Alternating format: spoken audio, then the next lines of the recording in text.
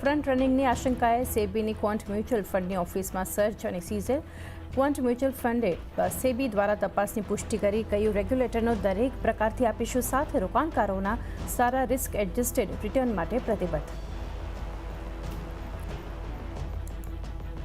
આજે સાથ નથી આપી રહ્યા ગ્લોબલ સંકેતો. એશિયામાં મિશ્ર કારોબાર. ગિફ્ટ નિફ્ટીમાં પણ 0.5% ઘટાડો. યુએસ ફ્યુચર્સમાં ખાસ એક્શન નહીં. એનવીડિયા પર દબાણના કારણે શુક્રવારે ફ્લેટ બંધ થયા હતા અમેરિકાના બજાર.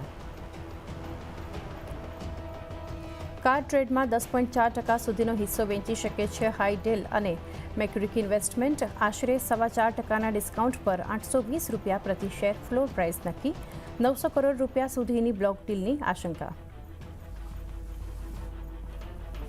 આજે ફાર્મા શેર્સ પર રહેશે ફોકસ. સિપ્લાના ગોવા મેન્યુફેક્ચરિંગ યુનિટને યુએસએફડીએ પાસેથી 6 અવલોકનો મળ્યા. સાથે જ બાયોકોનના વિશાખાપટ્ટનમની ઇકાઈને પણ મળ્યા 4 અવલોકનો.